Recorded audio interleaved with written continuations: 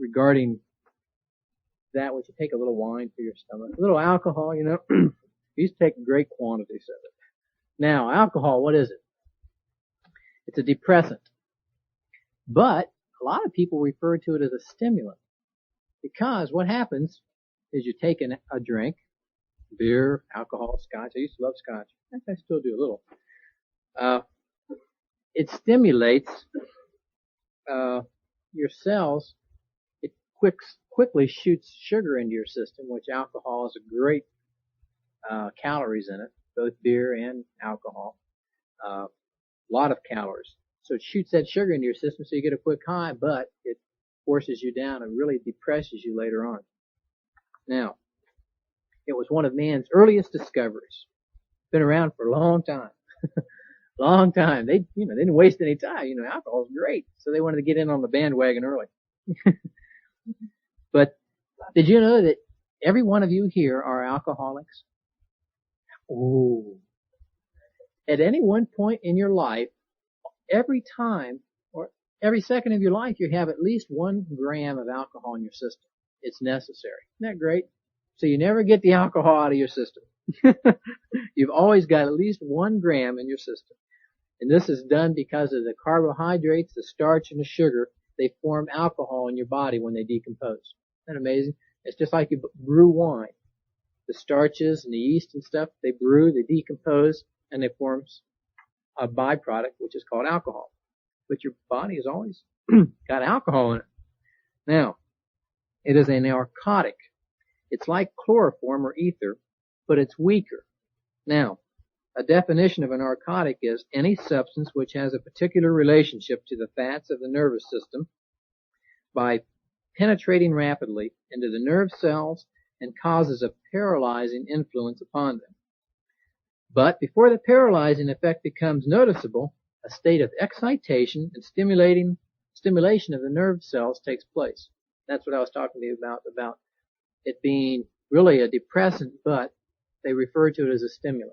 It'll stimulate you for a while, but then it will, there we go, it deadens those nerve cells. Your reactions are slowed, your vision's blurred, you can't walk the tightrope anymore. Try it sometime. Now, it affects your reflexes, your observation, and your attention. Now, those that overdo it are called alcoholics.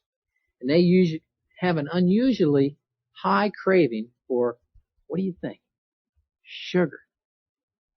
Unbelievable, huh? Because alcohol is so loaded with calories and it breaks down your system into that fake sugar, which doesn't do you any good. There's nothing alive in alcohol, just a lot of dead calories. But it builds up this need in your body for a crave for sugar. And to the point that they call them sugarholics. And it's due to a posterior pituitary gland, which we talked about before. Overstimulation all the time. Now, alcohol interferes with and inhibits the action of vitamins in the liver. And the liver is unable to manufacture vitamin A from the keratin. It also hinders the absorption of vitamin B2, C, and K. And it will deplete, eventually, over a long period of time, zinc and magnesium out of the body. Because of it, this is a guy that really drinks a lot, like I used to. Now, the symptoms of this is cirrhosis of the liver, neuritis, mental disturbances, premature senility, and possibly very toxic to the hereditary cells of the body. I don't know what that would be. I was talking about progressive degeneration the other night. I don't know how the generations of alcoholics end up, but they seem to have alcoholics would run in the family, so I guess some of this stuff is passed down through their families. Now, it also hinders the digestion of vital foods by distracting your body. Your body is so intent on getting rid of this alcohol out of your system that it won't digest your food, so your food just passes through and out. So therefore, you're not building your body. Why guys get all these beer guts? They don't want to eat because the alcohol is causing the body to digest the alcohol and get it out, but they get this beer gut. It keeps breaking down the glucose and all that stuff in your system, and just all that fat gets stored. All right. and it takes about 30 minutes for your liver to process 1 cup of beer. 1 cup. 30 minutes, your liver is distracted with just 1 cup of beer. Now, beer isn't as potent as alcohol, but what if you would drink maybe a quart, a couple of those Schlitz malt liquors? Good. Now, modern brewing technology completely destroys every dietary property in alcohol except one. Which one? It destroys everything except one: calories. That you're going to get with modern technology. The brewing destroys everything in that, hops and everything else that was good at one time. It destroys it all with the alcohol except the calories. So you ladies that don't like a lot of calories, don't drink a lot of beer.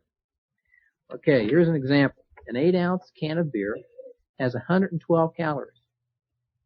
Now 3 ounces of vodka, just 3 little ounces of vodka, has 188 calories.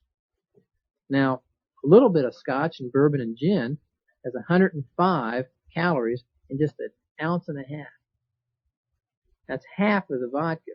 Scotch, bourbon, or gin has 105 calories in just an ounce and a half.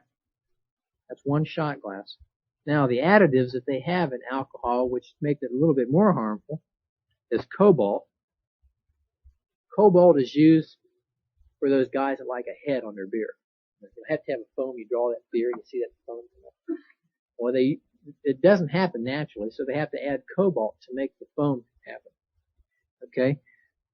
They added this for a while in beers. And they wanted that big head effect, but it caused such a rash of heart problems and 47 deaths that they had to ban it. The FDA banned it from beers altogether. Now, there's also 70 additives in our very natural wine. You know, wine is just grapes fermented, right? If you make it yourself. But your wines in your stores that you buy, commercial brand wines, have 70 additives that they don't even put on your label. And there's also asbestos in it. It's a filtering agent which causes cancer. And that's found in wine. At least sometimes causes. Theory has it that it causes cancer. I don't know. I never researched asbestos. But that's one of the things that's in this book. Now, alcohol abuse is linked closely with malnutrition. And life expectancy, your lifespan is shortened by 10 to 12 years. Now these are chronic alcoholics, these guys that drink maybe, like I used to drink, a fifth a night.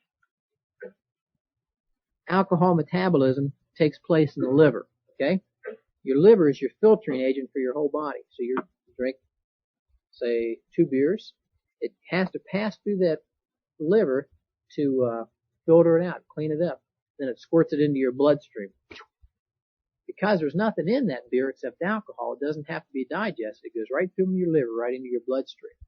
So what happens eventually, like Leviticus 17:11, if you get alcohol in your bloodstream all the time, the life of the flesh is in the blood. What keeps your brain going? The blood. Boy, if you shut off the blood for a very short time, your brain will die, and eventually you're not going to be much good either. But Leviticus 17:11, God set that liver there to purify that blood so that it keeps the brain and everything else alive. Now the metabolism produces hydrogen and causes an accumulation of fat. And then all this fat goes into the bloodstream, creating a wild condition called hyperlipemia. Spelling: Hyperlipemia. Probably wonder why I'm hitting so much on alcohol. There's a lot of it in our branches, twigs, and limbs. I know none of us here are alcoholics, but we probably have friends, the people that we're working with, believers that we're bringing up that hasn't quite kicked the habit yet. So if you're knowledgeable on all this stuff, you can teach, you can help, because you know how the adversary is working, okay? Now, the alcohol will damage that liver. And many drinkers neglect very much just eating. The heavy drinker, the more he drinks, the less he wants to eat. And progressively degenerates more and more. Now, eventually, cirrhosis of the liver takes place. This is a chronic liver disease characterized by an increased amount of fibrous tissue that spreads throughout that liver and impairs its function. It would be like putting cotton in a sieve, okay? cram the sieve full of cotton that you want to filter through. Eventually it gets so plugged that it won't be able to filter. And that's what cirrhosis is. It just gets so fibrous that it won't be able to filter anymore, and then it starts to deteriorate. That's called cirrhosis of the liver. The blood needs to flow through that thing because it filters from the liver. It flows, well, I'll read it. Blood needs to flow from the liver through the liver, from the stomach and the intestinal tract back to the heart. So your heart, if the blood isn't being filtered, your heart's going to get all crudted up inside. You know, it'd be like no oil filter in your car. If you're taking your oil filter out and just running that dirty oil constantly through your car, it will constantly wear that thing down quicker. Well, your heart's going to be done the same thing. If the liver stops because of this accumulation of fibrous material, then your body is going to be weakened. It doesn't have all that junk in it, dirt.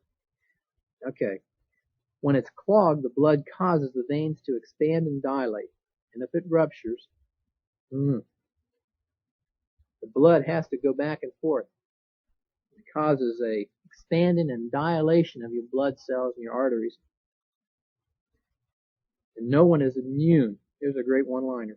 No one is immune to the slowly progressive destructive effects of heavy drinking. It's a law. Leviticus 17:11. The life of the flesh is in the blood. Now, if you continue to put live foods into your body, the blood will become alive, your body will become alive.